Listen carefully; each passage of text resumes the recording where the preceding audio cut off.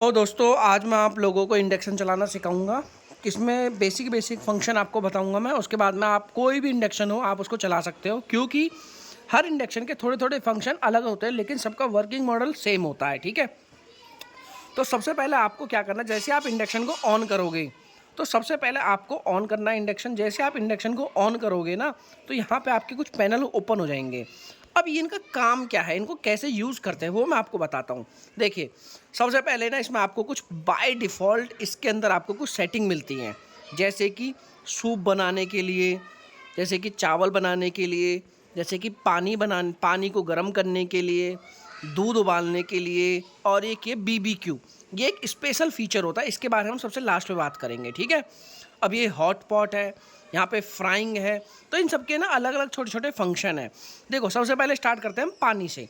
मान लो आप लोगों को कोई ऐसी चीज़ गर्म करनी है जिसको आपको उबालते रहना, लगातार उबालते रहना, मतलब बहुत लंबे समय तक आपको वो चीज़ उबालनी है। ठीक है, तो आप पानी पे करके सेट करके छोड़ दो।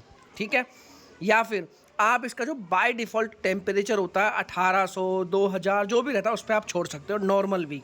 लेकिन पानी वाला बेस्ट है सबसे, क्योंकि उस चीज़ को आप उबाल सकते हो कंटिन्यू, कितनी देर तक भी आप उबालते रहो उसको। ठीक है, अब आता है मिल्क का नंबर।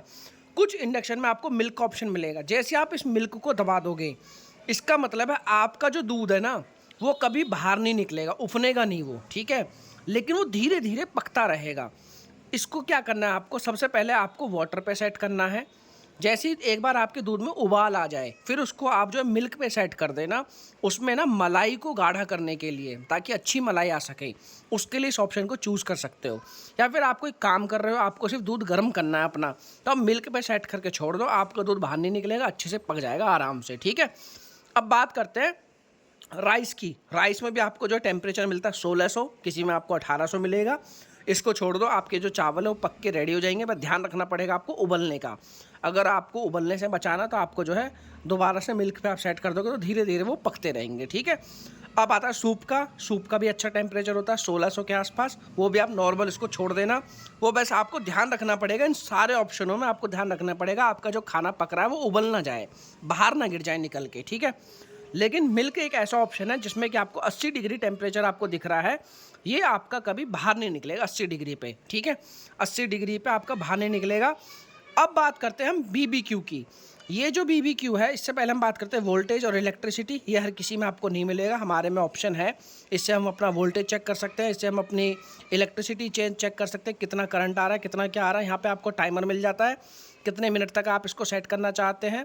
और वो तो ज़रूरत नहीं पड़ती ज़्यादा देर, मतलब वो नॉर्मल किसी में आप जो है सेट कर सकते हो। जो बाय डिफ़ॉल्ट आप चलाओगे तब आप इसको सेट कर सकते हो। अभी हम इसको मिल्क पे सेट कर रखा है, इसलिए आप ये फंक्शन काम नहीं करेंगे अभी, कोई भी ये वाला जो टाइमर है ये फंक्शन काम नहीं करेंगे। ठीक है, अब बात करते हैं दोस्तों BBQ की।